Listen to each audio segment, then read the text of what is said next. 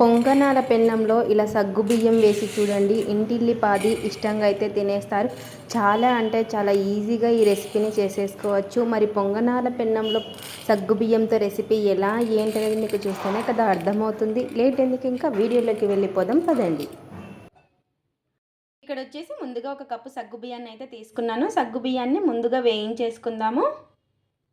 ఇలా ఒక కడాయి అయితే పెట్టేసుకొని ఈ సగ్గు బియ్యాన్ని అందులోకి అయితే వేసుకొని ఒక 2 నిమిషాల పాటు వేయించేసుకోవాలి. కొంచెం గట్టి పడే వరకు క్రిస్పీగా వచ్చేలాగా వేయించుకుంటే మనకు మిక్సీ పట్టుకున్నప్పుడు తొందరగా పొడిలాగా మెత్తగా అయిపోతాయి అన్నమాట. ఇలా ఈ సగ్గు బియ్యాన్ని ఒక 2 నిమిషాల పాటు వేయించేసుకుందాము.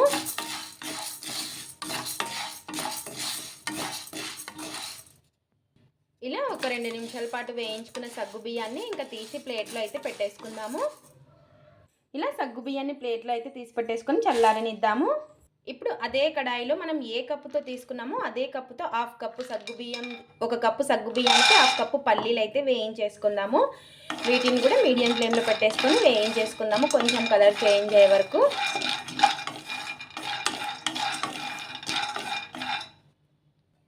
ఇలా పల్లీలు కూడా వేగిన తర్వాత ఇంకా తీసి ప్లేట్లో పెట్టేసుకుందాం. వీటిని కూడా చల్లారనిద్దాము.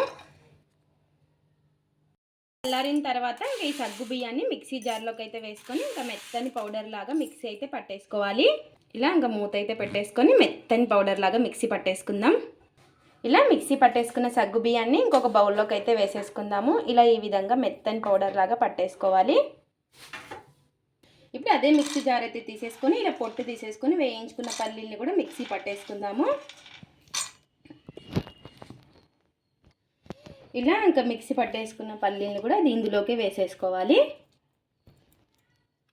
ఇప్పుడు అదే మిక్సీ జార్లో ఒక ఆలూని అయితే ఇలా చిన్న పీసెస్ లాగా కట్ చేసేసుకొని మిక్సీ పట్టేసుకోవాలి. ఇప్పుడు ఇందులోకే ఒక 2 స్పూన్లంతా పెరుగునైతే వేసుకుందాము. ఇలా పెరుగు కూడా వేసుకొని వీటిని కూడా మెత్తగా మిక్సీ పట్టేసుకోవాలి. ఇలా ఈ విధంగా మెత్తగా మిక్సీ పట్టేసుకొని ఇందులోకే వేసేసుకోవాలి. మనము పల్లీలు సగ్గు బియ్యం వేసుకున్నాం కదా, అందులోకే వేసేసుకొని ఈ విధంగా ఇలా మొత్తం కూడాను ఒకసారి బాగా కలిపేసుకుందాము. ఇప్పుడు నీళ్ళు చూసుకొని వేసుకోవాలి. ఇలా నీళ్ళు అనేది చూసుకొని వేసుకోవాలి, మరీ ఎక్కువ వేసుకొని కలుపుకోకూడదు.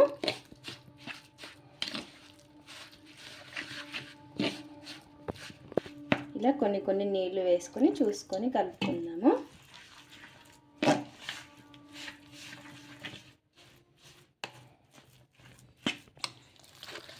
ఇలా ఈ విధంగా నీళ్ళు అనేది చూసుకొని వేసుకుంటూ కలుపుకోవాలి. ఇంకా కొంచెం నీళ్ళు అయితే పడతాయి.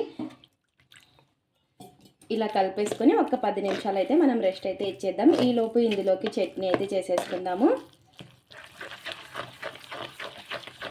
ఇలా ఈ విధంగా కలిపేసుకొని ఇంకొక ప్లేట్ అయితే పెట్టేసుకొని ఒక 10 నిమిషాలు నాననిద్దాము ఈ సగ్గు బియ్యాన్ని. ఇప్పుడు ఇందులోకి చట్నీ అయితే చేసేసుకుందాము. ఇప్పుడు ఒక మిక్సీ జార్ అయితే తీసుకొని అందులోకి పుట్నాల పప్పును అయితే వేసుకుందాము. ఇందులోకి చిన్న అల్లం ముక్క, అలాగే చిన్న ఆనియన్ ముక్కలు, ఇందులోకి కారానికి తగ్గట్టు పచ్చిమిర్చి,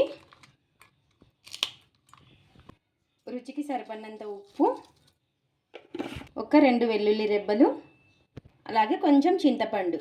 ముందుగా నీళ్ళేం వేయకుండా మిక్సీ పట్టేసుకుందాం. ఇలా మిక్సీ పట్టేసుకున్న తర్వాత ఇంకా సరిపడిన నీళ్ళు వేసేసుకొని మెత్తగా మిక్సీ పట్టేసుకుందాము. ఇలా ఈ విధంగా మిక్సీ పట్టేసుకున్న దాన్ని ఇంకొక బౌల్లోకి అయితే వేసేసుకుందాము. ఇలా ఈ విధంగా పోపు, జీలకర్ర, ఆవాలు, కరివేపాకు, నూనె వేసేసుకొని పోపు అయితే పెట్టేసుకున్నాను. ఇంకా చట్నీ అయితే రెడీ అయిపోయింది. ఇంకా ఇప్పుడైతే మిగతా ప్రాసెస్ అయితే చూసేద్దాము. ఇలా ఈ విధంగా చట్నీ చాలా టేస్టీగా ఉంటుంది.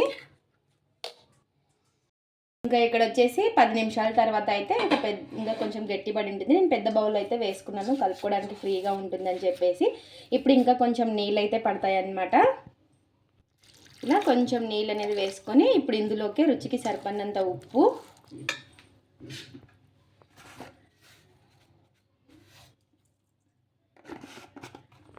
కొద్దిగా జీలకర్ర, ఇందులోకి చిన్నగా కట్ చేసి పెట్టుకున్న ఆనియన్ ముక్కలు, అలాగే పచ్చిమిర్చి ముక్కలు,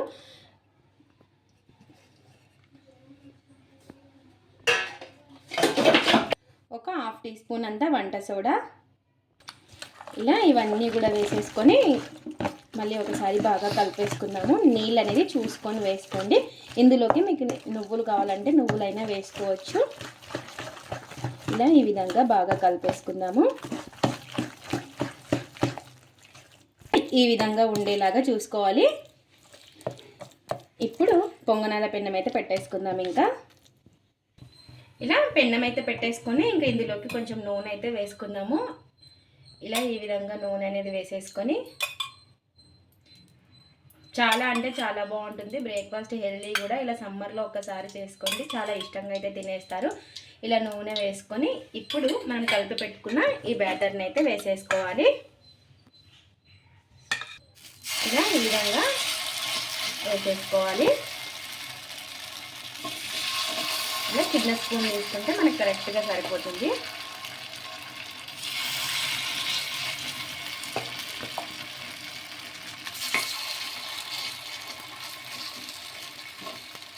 ఇలా ఇంకా మనకి ఎన్ని అయితే ఉన్నాయో ఇవన్నీ ఇదే విధంగా వేసేసుకోవాలి.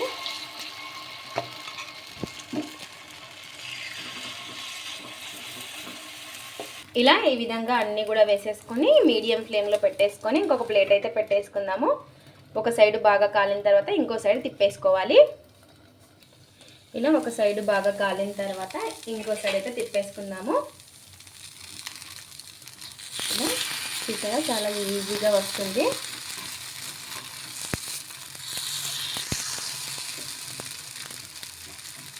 ఇలా అన్నీ కూడాను ఇదే విధంగా రెండు వైపులా బాగా కాల్చుకోవాలి. అన్నీ కూడా తిప్పేసుకొని ఇటు వైపు కూడా మరి ఒకసారి బాగా కాల్చుకుందాము. ఇలా రెండు వైపులా బాగా కాల్చుకొని తీసేసుకోవడమే. ఇంకెంతో టేస్టీగా ఉండే సగ్గుబియ్యం పల్లీలతో అయితే రెడీ అయిపోయాయి. చూసారు కదా, రెండు వైపులా బాగా కాలిన తర్వాత తీసేసుకుందాము. ఇంకా తీసి అన్నీ కూడాను ప్లేట్లో అయితే పెట్టేసుకుందాము. అన్నీ కూడాను ఇంకా రెడీ అయిపోయాయి. మనకి ఎన్నైతే ఉన్నాయో అన్నీ కూడా ఇదే విధంగా చేసేసుకోవడమే. ఇంకా ఇందులోకి చట్నీ చేసేసుకున్నాం కదా, ఆ చట్నీలోకి అయితే టేస్ట్ అయితే చూసేద్దాము. చాలా అంటే చాలా టేస్టీగా ఉంటాయి, నోట్లో పెట్టుకుంటే కరిగిపోయేలాగా ఉంటాయి. మీరు కూడా ఒక్కసారి ఈ విధంగా సగ్గుబియ్యం పల్లీలతో ఇలా కొత్తగా ట్రై చేయండి. ఇది ఫ్రెండ్స్ ఇవాళ వీడియో. మా వీడియోస్ కనుక మీకు నచ్చినట్టయితే లైక్ చేయండి, షేర్ చేయండి, కామెంట్ చేయండి, సబ్స్క్రైబ్ చేసుకోండి. స్కిప్ చేయకుండా పూర్తి వీడియో చూడండి. చూసిన వాళ్ళు ఒక లైక్ అయితే చేయండి. అలాగే సగ్గుబియ్యం పల్లీలతో కొత్తగా ట్రై చేసి ఎలా వచ్చిందో కామెంట్ అయితే పెట్టండి. Thanks for watching. Bye bye.